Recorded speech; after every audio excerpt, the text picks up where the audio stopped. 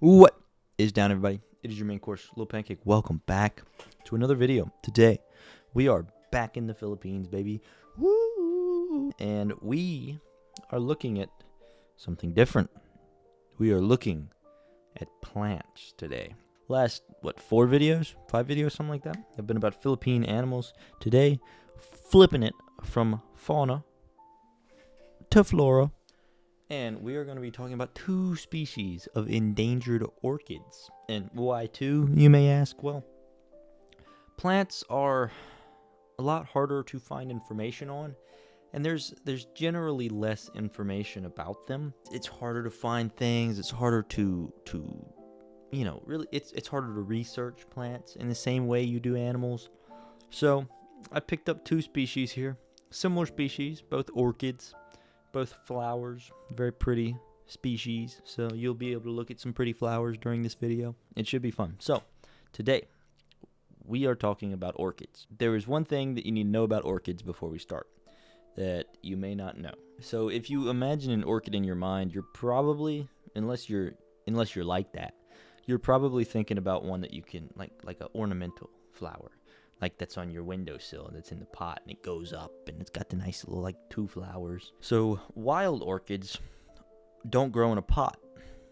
They grow on trees. They are epiphytes, which basically means that they grow on surfaces of other plants and they get the nutrients necessary for survival from rain, the air around them, and the debris surrounding them. So a leaf falls on it and starts to decay, it might suck some of that up. But most of their nutrients come from the air around them. So in air, there's nitrogen, there's water, there's oxygen. I mean, they don't really do, you know what I mean. There's a lot of stuff in the air, and that's where they suck up most of their needed things. Like I said, 2 species today. The first species is going to be Phalaenopsis lindeni. I never know if I pronounce any of these scientific names right, but I think it's more entertaining for me to try than to look it up. So, that's where we stand. As I mentioned, species in the family Orchidaceae. So, that name that I said earlier came from a Belgian botanist named Jean-Jules Linden, which is a pretty cool name, Jean-Jules. And the species was first officially documented in 1895, so pretty old. Older than me, older than you. As I also mentioned, it's a Philippine orchid. It's endemic to the Philippines, and it is specifically endemic to the island of Luzon. Very small range of area. Their habit consists of subtropical and tropical lowland forests, so they're not a huge fan of extreme altitude, and they like a moist environment.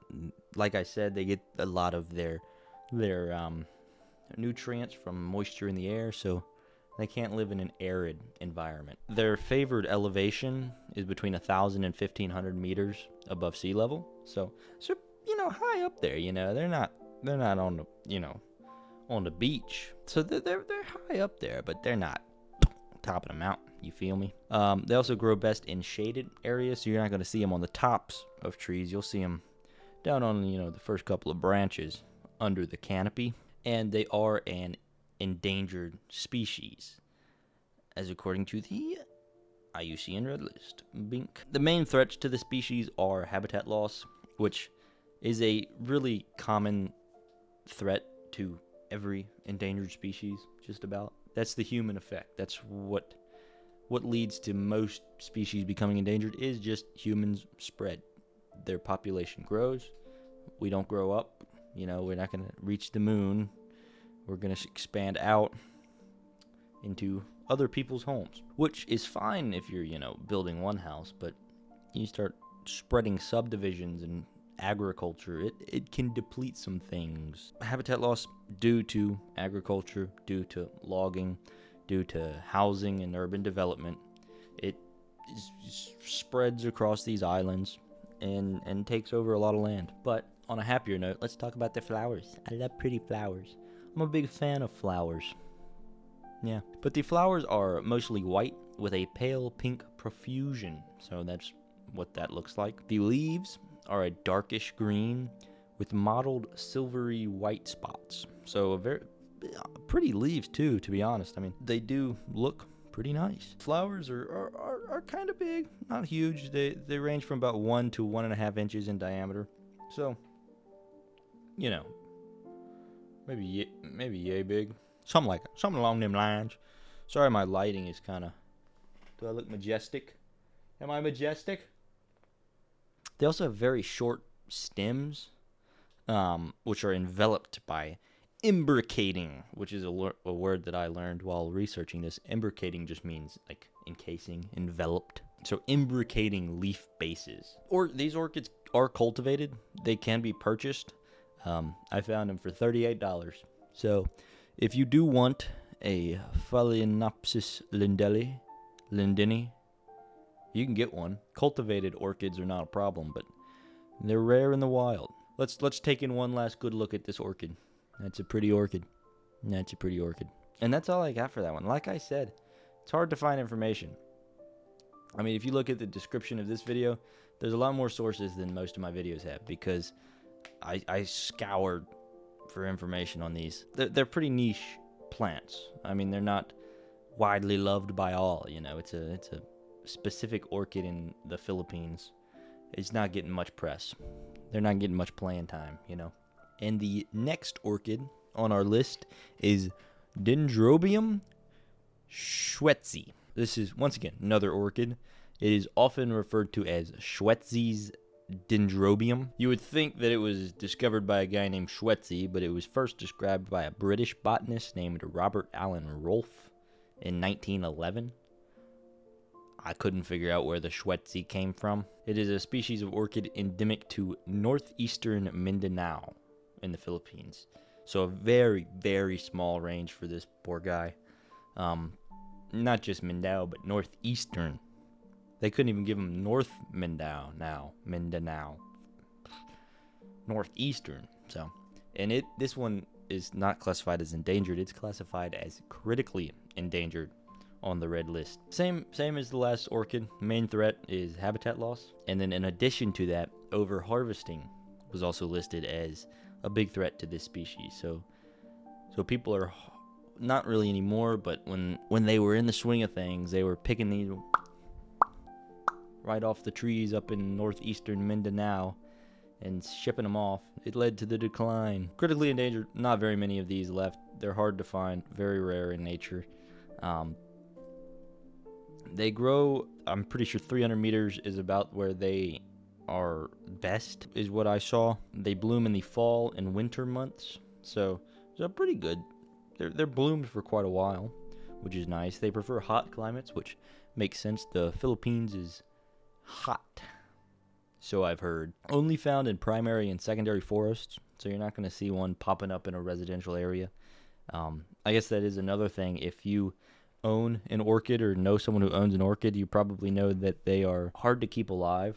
They have very specific needs. It's not like a dandelion that'll crawl its way through concrete slab. Orchids are very sensitive, so they need the right kind of area to grow, which does not help them out much in a nature being evolved by humans rapidly. They grow to be about 6 to 16 inches tall, so they can get pretty tall stems on them. And these stems are very hard, dense, cylindrical stems with a thick grooved middle part. And the mature stems have 12 nodes. So nodes are these parts right here.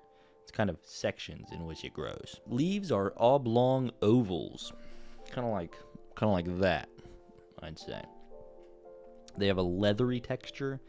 They can be anywhere from 3 to 4 inches in length, or 7.6 to 10.2 centimeters in length, and they are typically 1 to 1.25 inches in width. That's 2.5 to 3.2 centimeters. And then the inflorescence, which is the flower, is typically 3 to 4 inches in diameter. That's 7.6 to 10.2 centimeters in diameter. So pretty big flower, honestly. I mean, it's like, what, that? That's a pretty big flower. It's about like 3 times bigger than the aforementioned orchid. And the flowers are mostly white with a greenish hue on the outside, and they have a pale purple color at the base of the floret. And the flowers on this orchid are waxy, which is interesting. Flowers are usually more of a smooth, but these are waxy. I don't know, I guess I haven't touched many orchids, actually. The sepals, which is this part of the flower, kind of, they shoot out under the flower. They're kind of like small leaves. They are triangular in shape, which is a little odd. I just thought that was cool. That was a little fact. Just a little factoid. They also have a floral fragrance, which makes sense because it's a flower. They are also widely cultivated and sold as ornamental plants. I could not find a price on this one. I didn't specifically look it up. I kind of just stumbled upon the other price. But you can buy them. And ladies and gentlemen, that's all I got on the orchids. I hope you enjoyed this. I hope there's some plant lovers out there that have been watching the animal videos and like, man, I wish he would do a plant. Here we go. Hopefully next plant I can find something a little more interesting. Now these are both interesting. They're very beautiful flowers and they have interesting parts, but it's hard to find information on these. I think partially because they are endangered, partially because it's a flower, you know. There's a lot less push for flowers than cute little animals. That's the way it goes. Conservation is not dictated by scientists. It's dictated by what's the cutest. That's why I've been conserved for so long. I need to shave bad, dude. The stash, dude. Look at them mustache hairs, man. Anyway, yeah, so those are my 2 orchids from the Philippines. I hope you enjoyed this video. I hope you enjoyed the epic awesome stuff going on here, and I really hope that you're having a good day today and that you're doing all right. It's so easy to get caught up in the bustle and hustle and boo boo, you know. Yeah, that was a coherent thing that I just said. It's easy to get caught up in life and forget what life's about. Just a little tidbit of information from Lil Pancake, your modern day Socrates. If you know someone who's struggling and you can help them, help them. Why not? There's no need to withhold your assistance. Smash like, subscribe. Hope you enjoyed this video, and I will see all of y'all later. You can talk for hours.